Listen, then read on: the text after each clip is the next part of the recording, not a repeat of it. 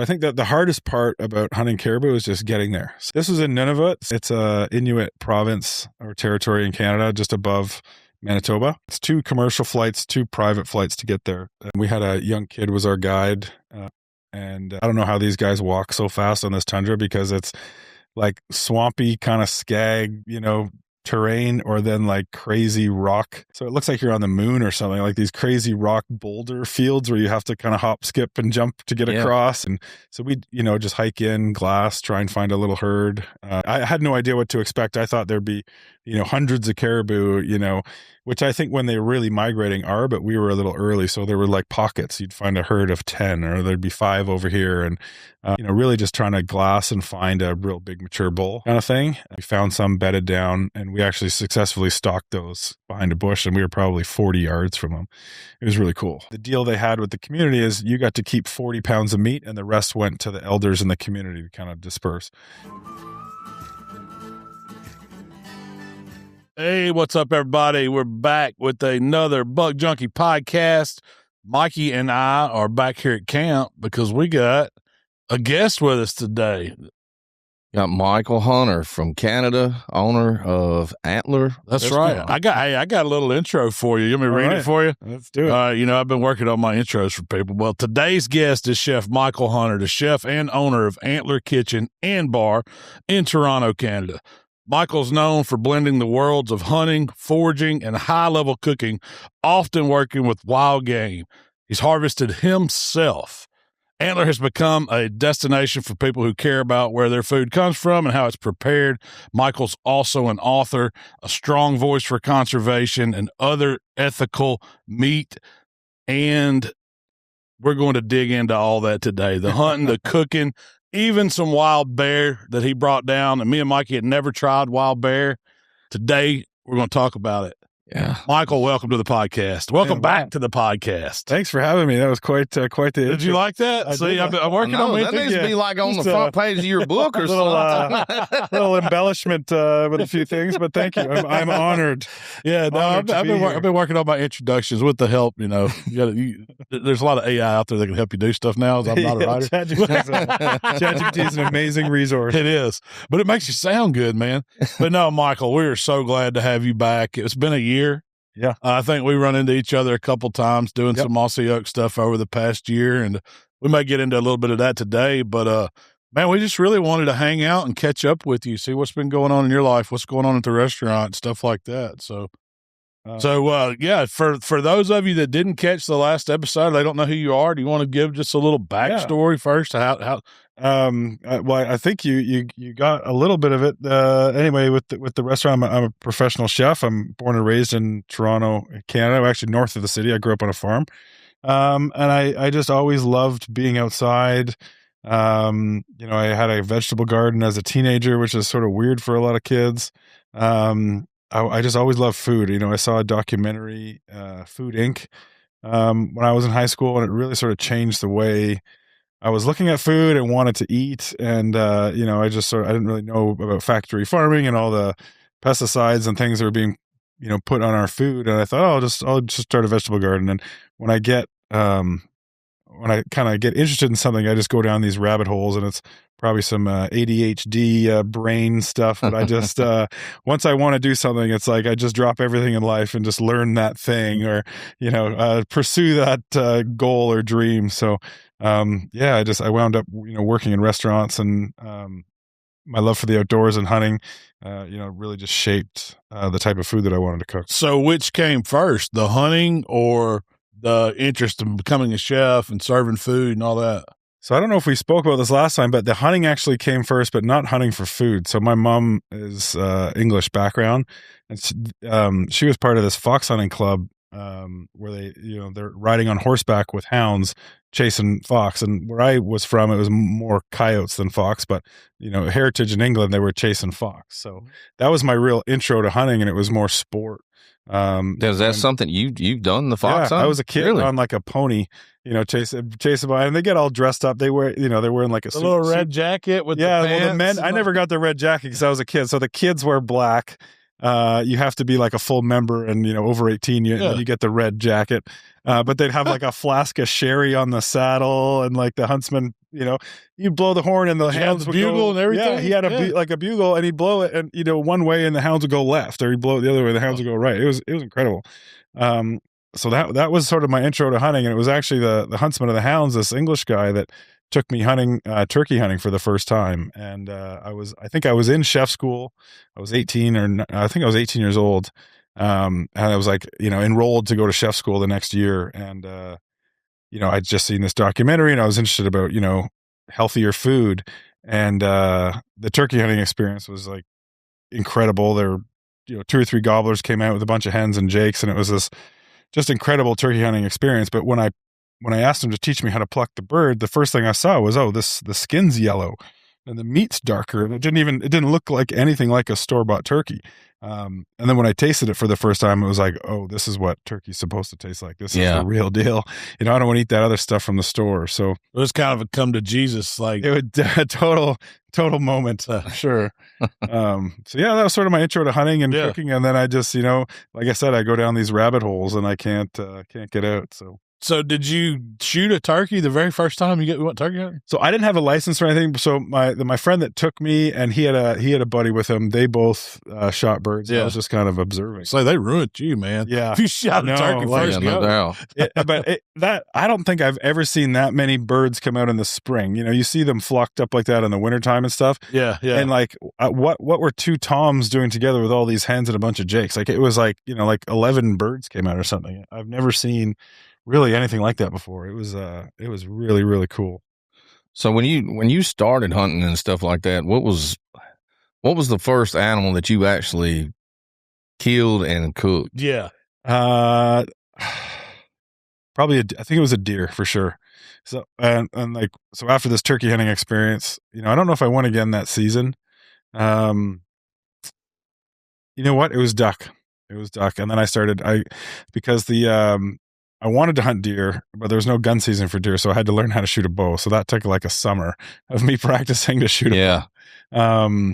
But I'd gone duck hunting after that spring, and then I think I was working on the bow stuff, and then I ended up shooting a deer, but we went duck hunting first. So when you killed that duck, did you know what to do? I mean, at this time you're already cooking in a restaurant, so you kind of know how to cook. My friend still talks about that day, because I made duck and I cooked it medium rare, which was sort of new for him.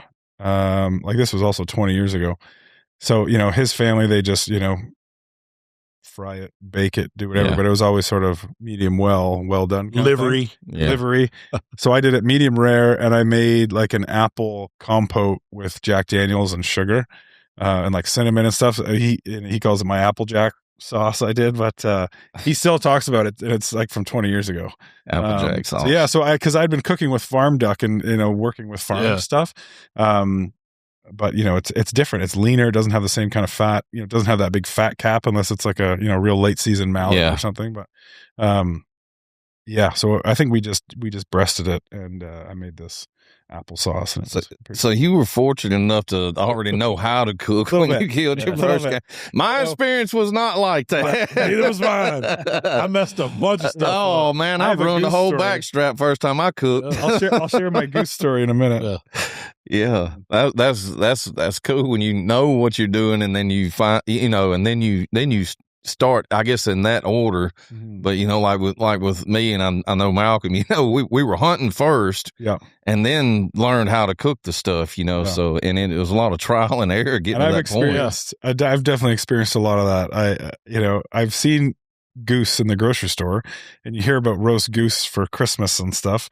So the first time I shot a Canada goose, I thought, I'm going to pluck this thing. Well, that took hours. Like, their feathers are like, I don't know, they're like barbed wire in there. You can't get the feathers out on some, at least around the wings and stuff. Then all the down.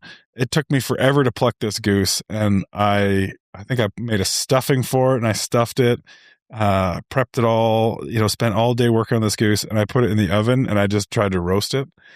we had to order pizza that night. Like, it was the toughest. It was like an Indian rubber ball, like, like those lacrosse balls. Yeah. It was the hardest piece of rubber-like material I have ever tried to chew. It was awful. Yeah. Absolutely awful. Just plucking a goose. I mean, you think like, I'm going to kill a goose or a duck and I'm going to pluck this thing and, it's going to look just like on, one of the, pictures in a cookbook or something, the roasted legs and in a pan. And you'll drop that real fast. You start snatching feathers on a goose. Yeah. You got enough feathers right there by you to stuff 3 pillows, and you might have knocked a hole down in them feathers to see meat about that big around, big as your fist, and you still got a long ways to go. It sucks. Yeah. It sucks. So when the restaurant came about, was the wild game concept already there? So, what happened was I, went to chef school, when I graduated high school, worked my way up sort of the ranks in the kitchen for about 15 years before Antler. So I was passionate about wild game. And, when I became, a sous chef, that's when you can kind of start getting some menu influence sometimes, depending where you work. Or, when I was a head chef, I was always, I would do features with wild game, but I wasn't really ever allowed to put more than one dish on the menu, and it's you're working for someone else's dream and their concept. So it has to be within, inside the box of, whatever the concept is. So, I was just getting frustrated working for other people, not being able to cook what I wanted to cook. And my business partner at the restaurant and the photographer in my cookbooks, we started doing game dinners out of his condo because we wanted some content for the books. We wanted just to mess around and have fun, and we thought, okay, we'll do these game dinners. I'd heard about these like supper clubs and people doing similar stuff. Which I quickly found what we were doing was a very gray area, borderline illegal, when the game warden showed up to my restaurant that I was working at. Because we ended up getting this big feature in the newspaper. And I knew I was very, naive and ignorant about some of the laws. And I knew you weren't supposed to serve game to the public because it hadn't gone through like a slaughterhouse with inspection and stuff like that. But I sort of missed the piece in the regulations somewhere where you're not actually supposed to sell wild game for profit. Yeah. So we actually sort of proved to them, like, we're just doing this cookbook, and it's kind of just, we didn't make any profit off these dinners. And he said, okay, here's my card. If you're going to do it again, you have to just attach it to some kind of a charity. And he said, because you didn't make any money, we're just going to give you a warning. Like, I had to give him receipts and everything, like for all the rentals and tables. And he was like, okay, I'm going to give you a warning. So did the Antler restaurant, that concept came out of that? Yeah. Did anybody tell you, like, man, this ain't going to work? Lots of people. Really? And especially with my business partner, because he was an established documentary filmmaker. So he had some, films out, and I guess he had some issues with financing, and a couple of his projects never saw the light of day, and he was just getting frustrated. So he wanted to open a restaurant. And I think a lot of his friends, his accountant, there was a lot of people that were like, this is not a sound business decision, to open a restaurant. I'd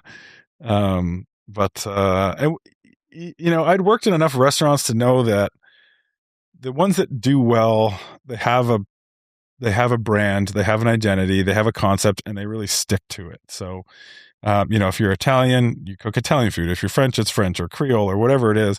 And I found those restaurants did well. It was the restaurants that were confused, that didn't, they're doing fusion, or there's French, Italian, and Spanish, and, Mexican, and all these Asian ingredients in the menu. And it's like kind of a mess, and they're just trying to please everybody. I found those restaurants didn't do well. So I was pretty confident that, we could make it work. The restaurant was small enough that it was easy to manage. We weren't sinking millions of dollars into a huge space. And when we opened, we have, I love fish and seafood. So there's fish and seafood for, people that didn't really necessarily want to eat game. And we put a chicken dish on the menu, sort of as a fail-safe. Okay. Like, if someone comes here on a date and one party doesn't want to eat deer meat, at least they can have a chicken. We couldn't sell the chicken. People were not interested in it. They were coming to try new things. We were busy the minute we opened our doors. We made all these top 10 best new restaurant lists. We were just blown away. We were like kind of shocked at how successful we were. That's amazing. We opened. So when y'all opened, like what did I know you kind of touched on what the menu actually looked like then, but what were like the game pieces to that so we menu? found some local game farms. There was a local duck farm, or deer farmers, 3 hours away. We put like lamb chops. Mhm. We did it with venison. So we had like a venison little tomahawk kind of lollipop kind of dish. We had some pastas that had rabbit, a wild boar pasta. What else did we have? Duck was on there. And then we did some really kind of cool apps. We did, Toronto's a very multicultural city, so we thought we'd do some kind of interesting stuff. My business partner's wife is Japanese, so we made these little pot sticker dumplings with wild boar, like their family does it with pork. We used wild boar.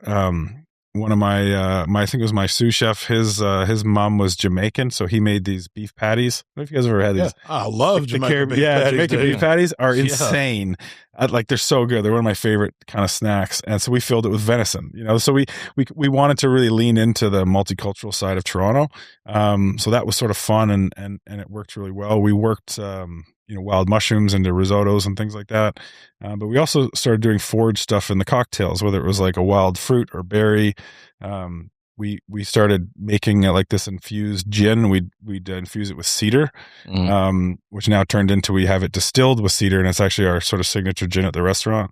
So we just started, we wanted to embrace this kind of wild theme, that it wasn't just game. There was wild fish and seafood. Growing up in kitchens, people would be, this tuna is from Hawaii, and this sea bass is from the Mediterranean, and this, shrimp or scallops are from Japan. And it was like, everyone's talking about sustainability and these carbon footprint, stuff. Why are we buying stuff from all over the world when, we have the Great Lakes, we're surrounded by 3 oceans, in Canada, the Arctic Ocean, Pacific, and Atlantic. Like, it was like, we have all this fish and seafood at our fingertips, let's just explore that, so there's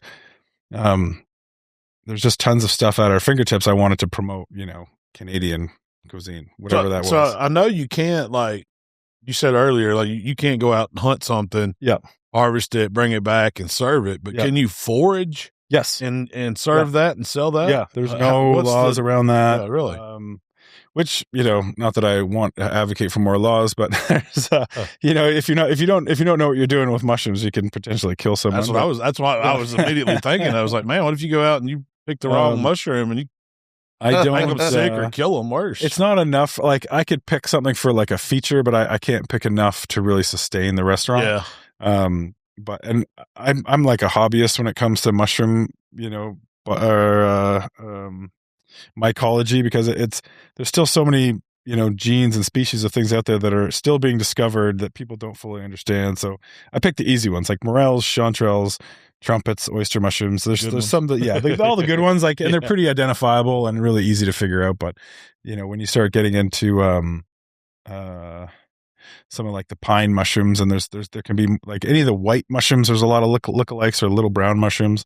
I kind of stay away from those. Well, if you ever have trouble, like if you ever want to start selling game that you kill, you just call me and I got a business plan for you. I know ways around those game laws. You're just selling $100 mashed potatoes. You're not selling the deer meat. Yeah, that's right. Exactly. The deer meat's garnished. Yeah, just put it on the menu. Deer meat's free. I like though that in Texas they've got a program where you can actually trap wild hogs, and they can, once they're in a trap alive, you get them on a back a truck up, load them onto the truck, and they take them to a slaughterhouse. That's the only state that I know personally where they do that. I thought that was interesting, especially like, we do stuff with Mossy Oak and Gamekeeper Butchery. Their hogs, a lot of them came from Texas. Yep. So it's actually wild boar. It's not a farm raised wild pig.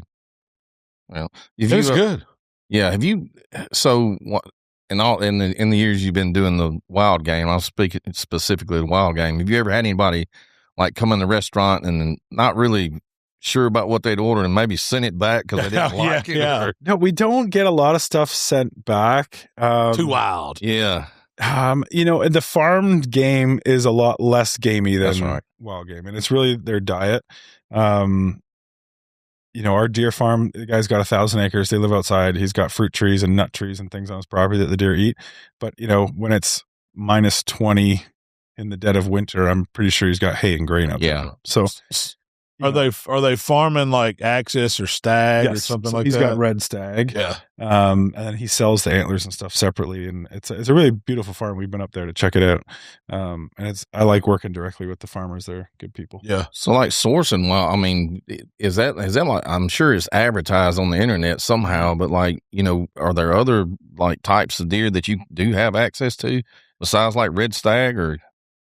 Does it all get lumped into venison? Yeah, it's kind of just lumped into venison, but there's a elk farm in Alberta. They also do bison, so we get stuff from them.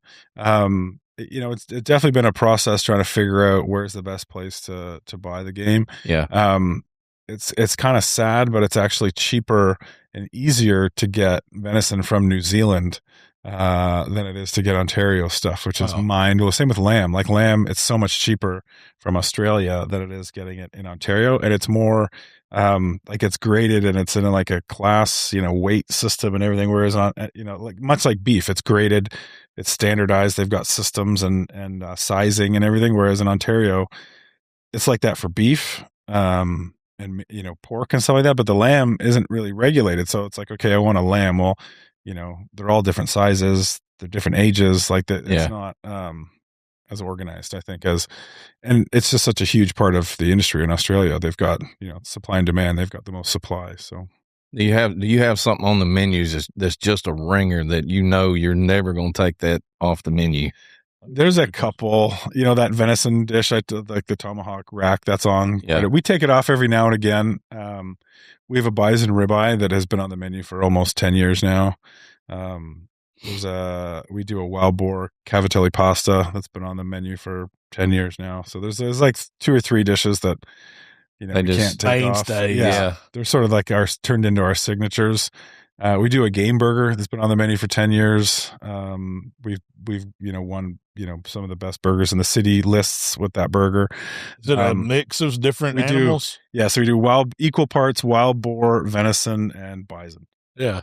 Because we have a lot of stuff in, and we trim it. We use all our trim, and you're grinding it. Yeah, we grind it, shape the patties. We make the bun, we make the mustard, we smoke the cheese. It's a big process. That one, Mikey, we could probably get a squirrel coon and possum burger going here. Yeah. We ain't having much luck deer hunting. We're fixing to have start small game hunting and come up with some new dishes for hunter camp too. Yeah, that's my next thing I want to start talking about is Michael's how your 25 season's going. Yeah. And we had you down here because last time we had such a good time, and we had deer, and this year it's been rough, man. I was and I think it's in my head it was like, all right, this is a sure thing. Like, cause last time we were here, there was deer everywhere. Yeah. And we sat out, and Mikey was telling me about the bumper crop of acorns this year, and the weather had changed as soon as I arrived, so it was definitely kind of a shock. But it's not necessarily about killing stuff. It's about hanging out, the food we're cooking, the people we're spending time with. Thank God. Thank God you brought that bear. And I'm having a great time. Like it's as they say, it beats being in the office, and it really does. I got to watch the sun come up and sunset. So how did your 25 hunting season go? What all did you get into this year?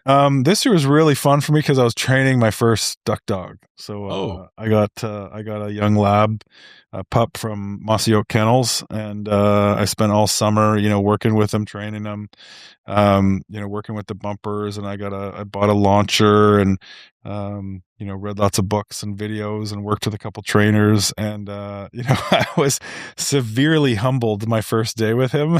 And my friend has some pictures of my face after our first hunt that I just looked devastated. But he's turned into an amazing dog. He's got real great drive. The first day I didn't really set him up for success, so that was sort of he couldn't see the birds falling, and it was his first day, and he was super excited. And our blind, my fault, didn't trim it up properly for him, and the window where I had him sitting, there was a bush 10 feet in front of it, and he couldn't see where the birds were going. Yeah. And they weren't falling in the water. We were in a marsh. They were falling in the reeds. Anyway, he couldn't see where they were. He was so excited. He wasn't listening. He didn't pick up one duck that I shot that was in the reeds, and we had to bring my friend's dog to pick him. Anyway, The second day we were in a different spot, and when he saw the birds falling, he was like, he knew exactly what to do, and was picking them up. But it was humbling. But so I spent a lot of time with my dog this fall, and it's just been so much fun. I'm so happy with him. But I haven't shot a deer yet. I shot 2 caribou in September. Which was sort of trip of a lifetime. And you got to tell us about. Yeah, I was going to ask, what's the techniques to hunting caribou? So I think that the hardest part about hunting caribou is just getting there. So we had to take 4 flights. So where are you doing this at? This was in Nunavut. So it's a Inuit province or territory in Canada, just above Manitoba. Yeah. So it's pretty far up there, and it's 2 commercial flights, 2 private flights to get there, and we float plane into a wall tent camp. And then from there, I think by law, our guides are Indigenous. Yeah. Our Indigenous guys. And we had a young kid was our guide. And I don't know how these guys walk so fast on this tundra, because it's like swampy kind of skag, terrain, or then like crazy rock. So it looks like you're on the moon or something, like these crazy rock boulder fields where you have to kind of hop, skip, and jump to get across. And I couldn't keep up to this kid. And then, there's little, I wouldn't say mountains, but like sort of rolling kind of foothills that are kind of rocky. And so we, just hike in, glass, try and find a little herd. I had no idea what to expect. I thought there'd be, hundreds of caribou, which I think when they're really migrating are, but we were a little early. So there were like pockets. You'd find a herd of 10, or there'd be 5 over here. And, really just trying to glass and find a real big mature bull kind of thing. So there was a lot of hard kind of hiking terrain. You had a pack on your back. And then you'd take a boat and go off for either the whole day, or you come back for lunch if you wanted, but we'd pack food and just go out for the whole day and glass and look for caribou. So when you're going to try to, are you stalking these animals? Or are you trying to like figure out which way they're just kind of grazing and moving, and you're trying to cut them off and get in front of them? Yeah. So we, did both. We were paired up. So I went up there with a friend of mine. And we actually spotted some from the boat, and we hiked in, trying to stalk them, and they eventually busted us and took off. And then my friend ended up getting a shot and killing one. And then we went looking for mine, and we, took the boat out. We found some bedded down, and we actually successfully stalked those behind a bush, and we were probably 40 yards from them. It was really cool. We get a rifle hunt. Yeah. And guys do bow hunt, but the guides really rolled their eyes. They're like, bow hunters or rifle? We're like, rifle. They're like, oh, thank you. Because, they get busted so much, and they have to work, twice as hard or 3 times as hard just to get them their caribou, and then their tip is the same, right? So that's right. As a guide, I can see that being frustrating. Yeah. Like you're, just trying to get up on those animals and get close to those animals. And I've seen some of the terrain, like where caribou are at. There's not a whole lot of trees that I've seen. There's like little bushes. There's nothing higher than like 6 feet, really. Yeah. What other game did you see while you were up there doing that? There is not partridge, ptarmigan. It's like a little like white bird. But they actually changed color, so they were in a color phase while we were there, which is kind of neat. I think someone saw Wolverine. I didn't see it, but there's Wolverine there. There's wolves, black bear. I don't think where we were there were polar bear, but there's definitely polar bear in that region. In that region, yeah. Oh, well, no, I ain't going. Yeah, it's a vicious. Not without something with a motor on it. I don't know. Away from it. I'd have a hard time sleeping in one of them tents if I know there's polar bear out there. Oh Lord, I'd be the one they'd catch. Y'all be outrunning them. Yeah. But yeah, it was really cool. So we got to shoot 2 each. The trip came with 2 each, and then but you were allowed to keep. The deal they had with the community is you got to keep 40 pounds of meat, and the rest went to the elders in the community to kind of disperse, which I thought was pretty cool. I don't need 2 whole caribou. That's a ton of meat that we don't really need. So we got to keep all the primals, or whatever cuts we wanted, we got to keep, and the rest went to their community. Caribou is their kind of number 1 staple in terms of like food security. They're not farming up there. Like they eat caribou, fish, seal, whale. They hunt whale, which is pretty wild. Talking to them about that and seeing how they do that. But yeah, like they don't have, Did you get to cook, or did they cook for you? No, they were cooking. They were cooking for us. Other trips, I have cooked while we were there, which was fun. But some of the interesting stuff that they cooked you. Well, I think when we landed, they had a caribou backstrap that was cut up, and there was berries everywhere. Like there was cranberries, these like they called them crowberries, cloudberries, which are like they look like an orange raspberry kind of. I forget what was the other one, but like you'd be walking, and they're just like really little shrubby bushes, and they berries everywhere. So they had like a berry kind of sauce with the caribou. And other than that, it was just kind of regular, sandwiches or eggs and, sausage and bacon in the morning or whatever. You're flying it all in. Yeah, camp style. Next time you go, let me know, because you probably were hunting some of my family members. I know Malcolm was thinking that. That's exactly. I'll tell you this. I'll tell you this real quick. That's exactly what I was funny. I know your people, Mikey. So me and my brother, we're part Indian, and we were always told, we're thinking like cowboy and Indian movies, Cherokee, something chicken sauce, something from around here. Cherokee or some chicken sauce or something like that. Anyway, so we're thinking, feathers and, brave shooting arrows and buffalo off the horse. Oh, no. My brother sent his blood off and got tested, and where you went is where we're from. Oh, really? We're part Eskimo, whatever the Inuit tribes up there. Yeah. That's what we are. We're not. That's fascinating. Yeah. It was funny because my brother sent me a picture of one of the tribes that was up there. Yeah. And he was like, that one in the middle looks just like you. He kind of did resemble me a little bit. That like killed me, man. Shocker. So now it's like kind of like a thing, We always grew up thinking we were Indian and, running around with bows and arrows and painting our faces, and we wasn't even that kind of Indian. That's hilarious. Well, let's talk about the new book a little bit, Thank man. you. Yeah. So, yeah, listen. So I got it right here. It's Hunter Chef in the Wilds. And for this one, I don't know if you've seen it. Yeah, I've seen it. I got a copy. Yeah, your very gracious quote on the inside cover. I was going to say means a lot to me. You need to write that on the inside of the book and give it back to Michael and you. No, I didn't know if you wanted to show it to the camera, but no, he was. I felt very honored for someone to reach out and ask me to just to write something like that. That was cool, but I'm a fan, so I love what you do. And it's very mutual. I have a lot of respect for you and the barbecue community and what you do. And so in this book, I wanted to talk about cooking over the fire and, that conversation of why does cooking over the fire taste so good? And it's really hard to actually describe. But something I'm passionate about. I know you guys are passionate about. So, I thought you'd be the perfect person to talk about it a little bit, but, and I wanted to include some barbecue recipes in there. But there's a lot of fish, obviously a lot of game meat. And even, there's a vegetable section of, cooking squash and cabbage and, how to actually cook vegetables in the fire.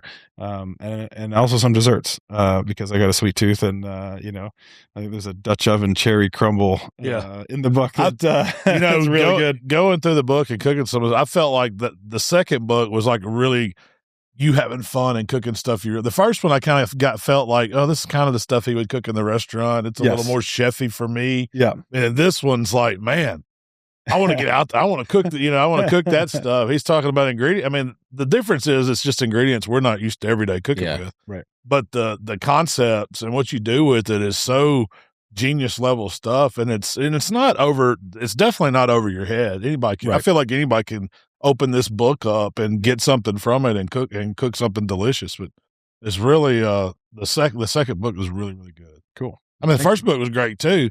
It's just a little fancy. I mean, yes. No, and I think this is definitely approachable. And you're right. I had a lot of fun doing this one. There was definitely, there's still some kind of aspirational stuff.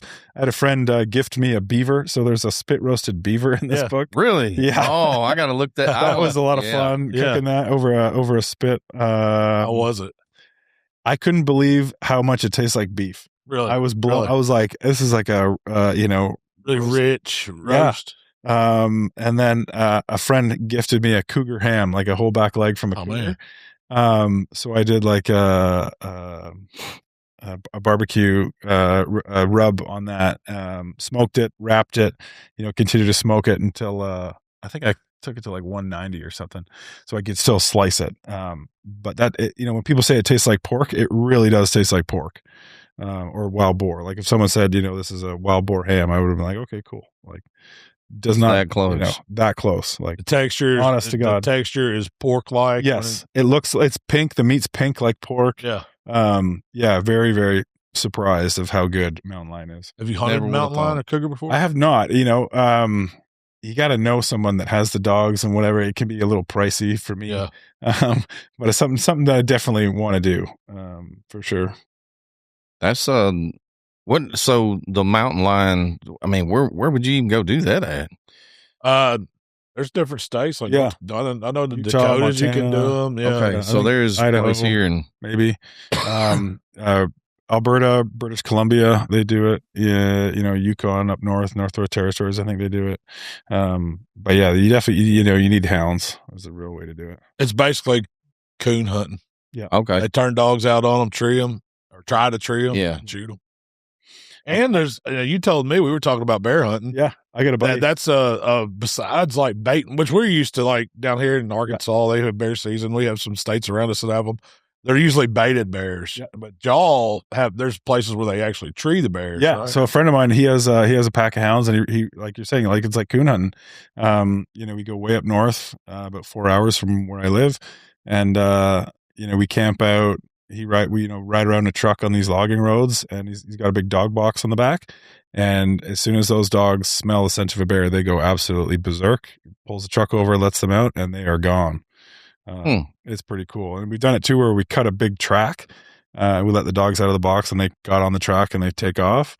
The only kind of downside to running hounds is you can't tell the dogs to only run the big bears. So yeah, what happens like is we cut this, and it's great to watch the dogs and to work the dogs, and that's why he does it, because he's a houndsman and he's a nut for hounds. But for me, I've shot a lot of bears, but I've never really shot a huge trophy. So I was like, I'd like to try and be a little bit more picky. As a chef, I want the meat. I'm not so, concerned how big they are, but I was like, okay, maybe I should be a little more picky and try and get a trophy. So we cut this track, and this bear definitely would have been in trophy class. And the dogs ended up treeing a sow that he was probably with. But so yeah, that would be the only downside to hunting with hounds for bear anyway. At least when you have the barrel, you can size them to the barrel. Yeah. And I've shot a couple bears where in the tree they look massive, and then when they get on the ground they shrink real fast. So which style of bear hunting do you lean to? Do you like hunting them over bait, where you kind of watch them for a week or so? I've only shot I think 2 over bait. I like the hound stuff because of the physicality that goes into it. When they tree that bear, they can be a mile off the road, and you got to hike in some serious crap to get to them. Which it's hard, but it's fun, but it's a good workout. It's hard to sit in bear country in a stand, because sometimes you're just getting completely eaten by black flies and mosquitoes. And I was thinking to say, when you do kill those bears, because like you're saying, it's kind of warm when you're doing this, right? Yeah, it can be. It depends. Like our season opens mid-August, so yeah, it's pretty hot. And then we have a spring season, and it's I think middle of May to middle of June. So yeah, if you're out there late June, you are getting eaten by black flies. Like they swarm. Like there's a cloud over your head. You got to wear the netting. It's I'm out fun. Yeah. So what? I mean, late mid to late fall. Probably then there's no bugs. I got you. But the problem with mid to late fall, then it's deer season or moose or whatever. So when you kill this big old bear, I mean, what do y'all? Once you got it down, I mean, what is the process from there to like get it back and same make as sure like field dressing a deer, cut it up the belly. If it's really in a bad spot, we've quartered it, and just hike the quarters out. But for the most part, we'll drag it or throw it on somebody's back. Do you field dress it? Yeah, get rid of the entrails and everything. Yeah, get some of that weight out. But like I don't think I've shot a bear really over 250. So yeah, if it's still a big animal, 250, 200 pounds, and then you quarter it's not so bad. So, all right, you got the meat now. Now, what are you gonna do with it? Yeah. Well, so that's what I want to talk about. Like, so he brought some bear, Mikey. Yeah. We ate bear, and these were shanks. Like, tell us the story of the bear we ate, or is there a story to go with it? Yeah, well, I went to Manitoba and stayed with a friend of mine, and was hunting over a bait. But tying that in with another story, I went to a bear camp, and everyone that was at the camp with me, no one had ever eaten bear meat. And I'm like, what do you mean? Like, and the province I live, you're required to eat it, but in the province where I was hunting, it's not required because it's they're considered a nuisance and they're more worried about the fur. So you have to use the fur, but you don't necessarily have to eat the meat. You can donate the fur to a place where they make rugs and stuff like that. But and there's lots of information of how to do that, but you're not required to eat it. So people are just trophy hunting. They want to taxidermy it. They want to do whatever. So they're not hunting for meat. So I made a dish and changed a lot of people's minds that day. I was skeptical on eating bear. I'm not going to lie, because I mean I know. Bear's one of the animals that people still get the trichinosis bacterium from. Yep, 100%. And more so than pork now these days. And that's what my first thing was seeing that. I think I mentioned it to you, is watching the meat eater guys when they all got sick. I was like, man, I don't know if I'd even want to eat bear. Yeah. And then you said you was bringing us some, and I was like, man, if he's bringing it and he's gonna eat it, I'm gonna eat it too. So that was from my Manitoba hunt this year. I stayed with some friends, and he had a bait behind his house. It was kind of in a river bottom. Tell us about a bear bait. Tell the people that don't know what that is. So it's, he uses barrels, and it's chained to a tree. And you kind of cut small holes in it where they can either get their paw or they have to roll the barrel around to get the food out. I know one guy, he drills holes in the lid and in the bottom and puts it on a pole. And then the pole is kind of chained to two trees, and it's elevated, and they have to spin it. And there's little holes in the barrel, and they have to spin it to get the food out. Yeah. Kind of like a busy treat for a dog. For sure it is. Because they don't eat the bait as fast, because they are incredibly strong animals. Like they'll peel the lid. Like they got those lids where they bolt on those metal drums. Yeah. They'll peel that sucker like it's a sardine can. Yeah. It's crazy how strong they are. So usually what a lot of guys do is they get like corn, grain, molasses. They kind of make like a slurry mix with all that. And then guys will go to like factories and get misprinted, chocolate bars or popcorn or, any expired candy. Guys will get, pails full of gummy worms and stuff and feed the bears gummy worms. Gummy bears. He had some cake icing, like big pails of cake icing that I guess is expired, but it's not really bad or anything. It doesn't go sour, but in terms of selling it, there's an expiry date that's passed, and these would be for like industrial companies or grocery stores that make thousands of cakes. So he'd have pails of cake icing, and he'd kind of smear that on the barrel and mix in some of that with the grain, but primarily it was corn and molasses and grain. And then I was in a tree stand 30 yards away, and I've never seen that Manitoba hunt. I've never seen so many bears in my life. Really? Coming to that, because he said he's on a river bottom and it's like a highway.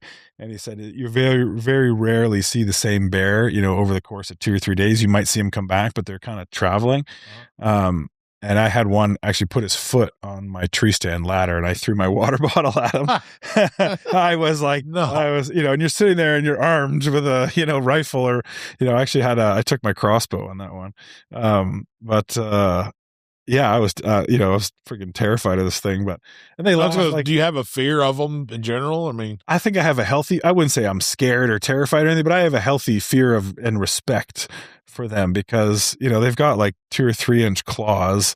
They're way stronger than you or I combined, and they look like they'd be cuddly and nice. Yeah. And I think the black bears, they're definitely more scared of us than, we are of them, but there's definitely instances where black bears attack people. So especially if it's a sow with cubs.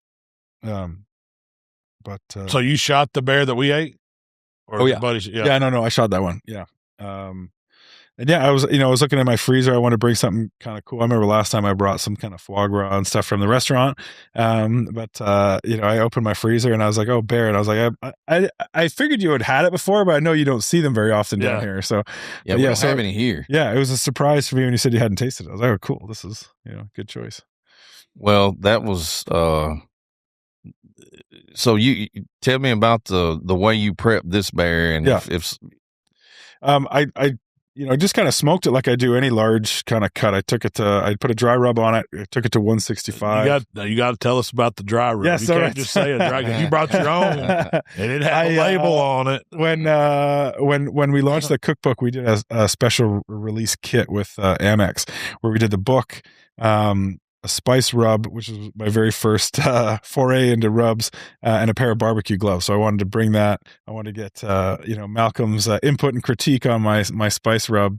So that was a spice I used. It has a hint of cinnamon and juniper in it because I love those spices with game. But there's paprika and onion powder, garlic powder, some cayenne, salt, a little bit of brown sugar.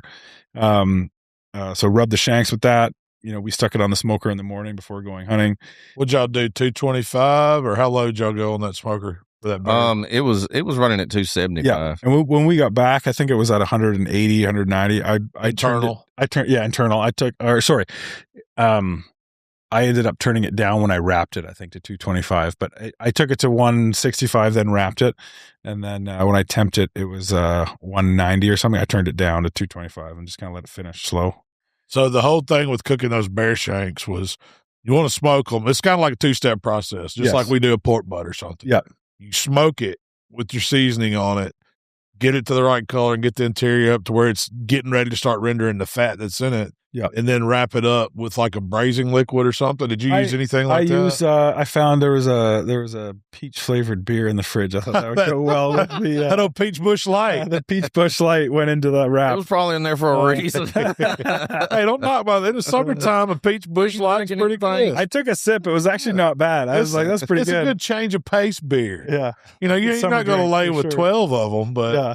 Because bear, like it's sweet stuff goes well with bear, like the cinnamon and juniper. When I was tasting it, that was my big takeaway from bear, and it's real beefy, but it had almost a sweetness, like when you eat really good lamb, and lamb's kind of it's not wild at all. Yeah, it's just its own unique flavor. But I think if anybody would have tasted that, they would have thought it was beef. Yeah, if he would, the way Michael served this dish, I ain't trying to get in front of you here, but you made grits. Yep.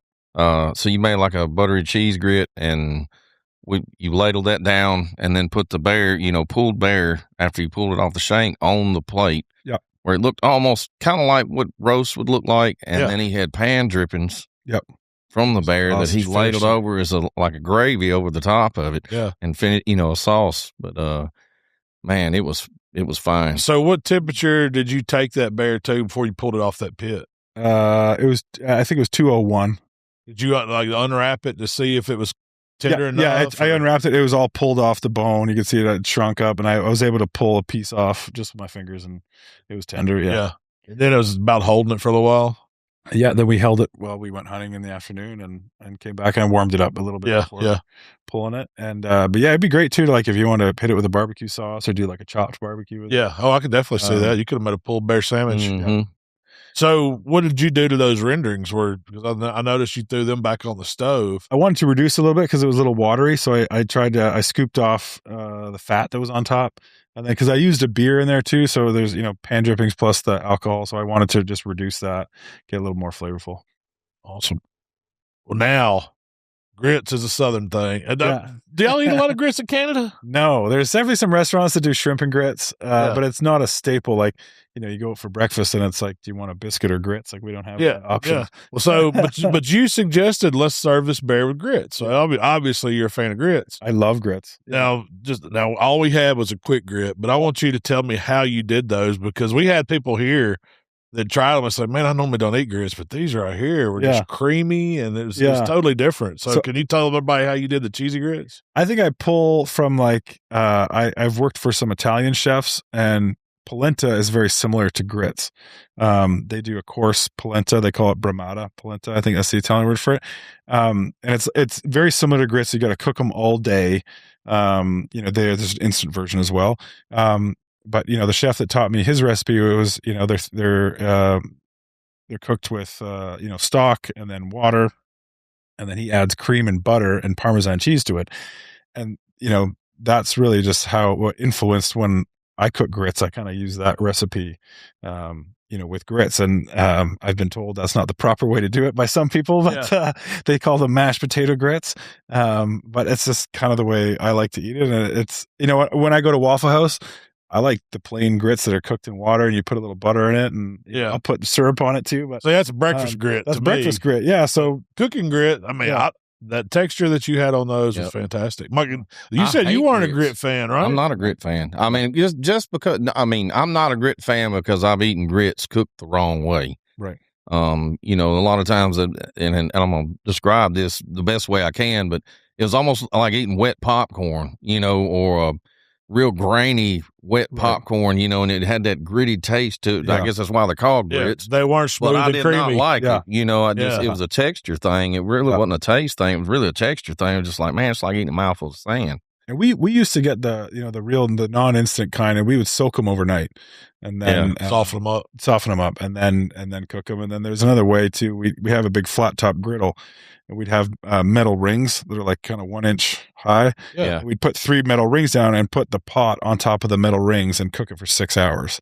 So it wouldn't burn the pot, but the grits are still simmering. So with these grits, like I noticed you started with water, but you added the heavy whipping cream to them. Yep. And then it was within 10, 15 minutes you had, and you were putting your cheese in and docking them up. Yeah. And then at the end too, just stirring butter in it too kind of helps with the richness. Did you season the grits at all? Yep. Just salt. Okay. Yeah. Nothing crazy. No.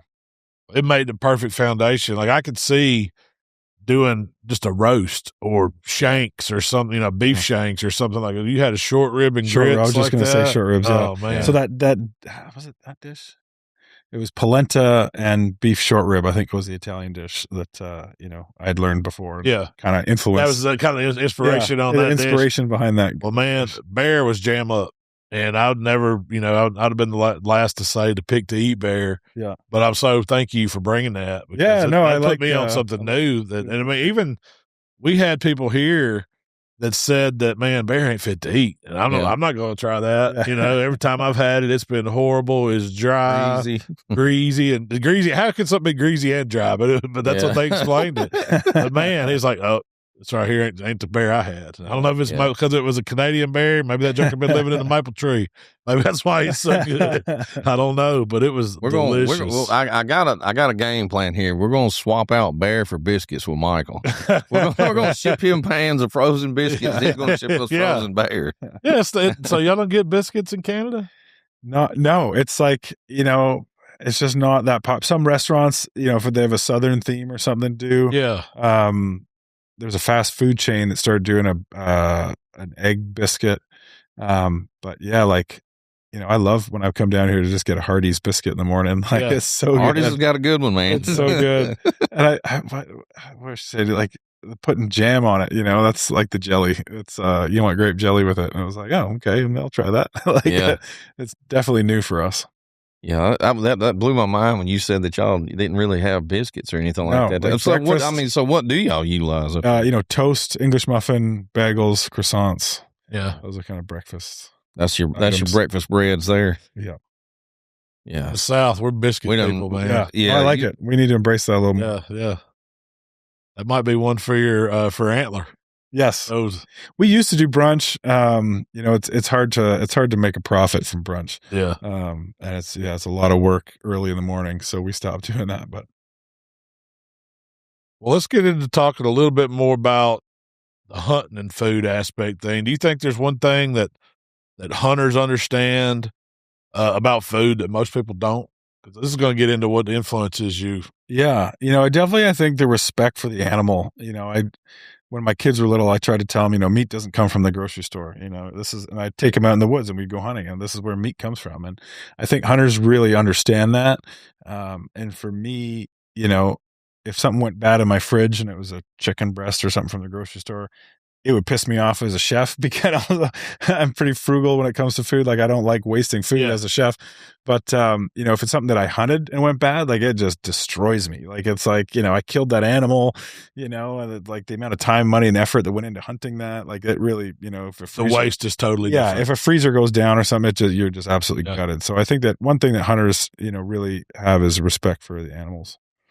I agree totally. I mean, I think that's a big part of it. People don't think about that, how easy it is to go buy ground beef or chicken breast or chicken wings, and when you actually go out and you spend the time and the energy it takes and even the preparation side of it, it makes, you give it a little more extra care. For sure. What you're going to do and you're going to serve somebody. There's a huge undergoing, not just taking the animal, but, like you were saying, like prep, getting the meat taken off, getting it cut into the primals or the pieces that you want to use because, hunting season only comes around so often. It's not available to us. Yeah. And you want to make sure that whatever you're doing, it's going to last you the rest of the year and you've got it kind of, you can't figure out what dishes you want to make then. Sometimes you can, but not for the rest of the year. So you take a lot of time and effort and, when you do cook that, you don't want to mess it up. Or if you're making it, it's not like just running the grocery store and getting it. So you kind of got close friends and family around and you want to, prepare something really nice for them and just impress them with what you've done. Sure. It's the end of the accomplishment of harvesting that game and making a great dish with it. And, you do tend to have a little more respect for the animal when you take it yourself. But I think we're truly blessed to be able to go out and get to hunt and get to, bring some meat back home for our family. Yeah. That's just something that's one of those rights that we all have. That's unbelievable. Yeah. And I think everybody should take advantage of it and learn to do it. I had a question here and y'all may have a better answer, but if someone wanted to start getting into hunting and cooking what they hunt, what would be one piece of advice or a way that you would see the first step to take even? People ask me this a lot and it's, okay, how serious are you? Well, if you want to witness it and go along, or do you want to actually do it yourself? Because if they want to do it themselves, I say, okay, you need a hunting license. So I'll just immediately send them the link.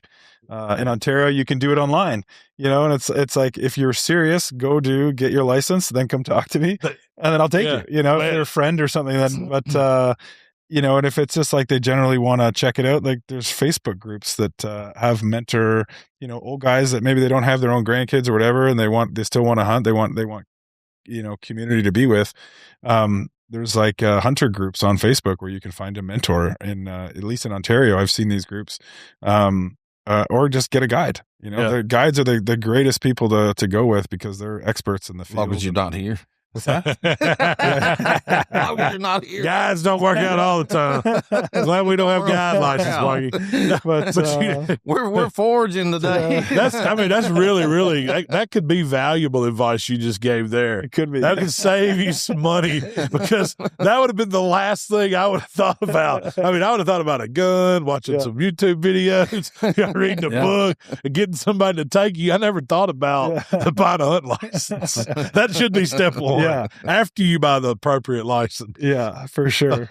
Well, before we get out of here, I got some like rapid fire type questions me and Mikey's going to throw at you. All right. These are just short answer. They could be yes or no's, one words, however you feel. But let's do these before we cut you loose. So I'll start it off. Okay. Favorite animal to hunt? That's a hard toss up between deer and turkey. Okay. All right. Turkey was my first love, I think. It gets you going. Favorite animal to eat? Say deer. Deer. Really? Yeah. Hunt the turkey, eat the deer. I like eating turkey too. Turkey's high up there too. Yeah. It's deer and turkey for me. All right. Bear or deer? Deer. Okay. I know this will be depending on the animal, but we'll just throw it out there. Gun or both? I prefer a rifle these days because I kind of did, what a lot of people do backwards. I started hunting with a bow first. I've experienced the up close and personal, seeing the steam coming out of their nostrils. I heavily respect bow hunting. I don't have the time to put in. And I want to fill my freezer. Not to say you can't fill your freezer with the bow, but when you're in a tree stand and you've got your setup and you're at that game trail and you see that buck 150 yards away, and that's your only day you can hunt that month. Yeah. It's I'll reach if I'm on a trip or something, and I still hunt where I grew up in Caledon, and I still go there with my bow a couple times a year just to put in, just to sit in a tree stand and do that. But yeah, I prefer the rifle if I can. Spot and stalk, yeah, or sit in a stand. Is it deer hunting? It could be anything. Spot and stalk is fun. If I can pull it off, I'll do it. But yeah, sitting in a stand, more thrilling. If you got your kids or something, sitting in a stand's nice. It's fun. Yeah. It depends what you're doing. I like it all. That's my problem. I like it all. All right, here I got you a good one. Ooh. U.S. or Canada? Ooh, hunting. I mean, hunting. There are so many opportunities in both countries. I'm very jealous of the amount of deer you guys have here. We do not have the same kind of numbers where I live. When I think of Canada, I just think of the big monsters. They're big monsters, but they're ghosts. Yeah, really? They are ghosts, and they will break your heart sometimes. But yeah, I haven't hunted enough in the States. I've done deer, wild boar. I've done turkey, elk. I mean, I think we're both blessed with what we can hunt in both countries. We really are, for sure. Malcolm? I got another one. Hold on. Let's see. Oh, man, I lost it. Hold on. I jotted these down. All right. No, I got it. I got it right here. Fishing or hunting? Oh, hunting, for sure. Okay, hunting over fishing. I'm a terrible fisherman. I'm getting better, but yeah, I need to go with friends that know what they're doing. I will sit there all day and not catch a thing. All right, so when you're cooking your dishes, your wild game dishes, you go on grill or you go on cast iron?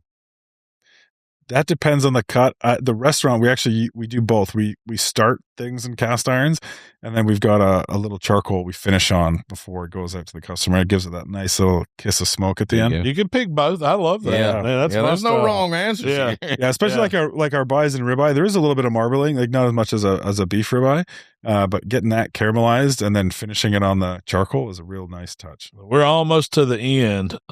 Coffee or whiskey? Oof. I mean, I would drink both every day. I probably drink more coffee than whiskey. Right. That's a good safe answer. That's a safe answer. I would like to drink both every day, but I definitely drink more coffee. We got. Oh, Lord. What's the worst thing you've ever eaten in the field? While you're out hunting? I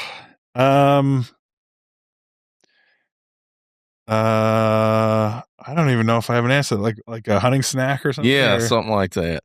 I mean, I had a guide give me some stew one time that wasn't the most amazing thing I've eaten. See, that's usually where my worst come from. When people it's always been when somebody, here, you got to try this. Try this. Tell me what you think about this. Those, I've learned. It's like, I'm gonna be real careful. It's like when your neighbor makes beer for the first time. Yeah, exactly, exactly. So this is the last rapid fire, and it's this one you can elaborate on if you want to, or you can be fast. The best camp meal you've ever had, Walt?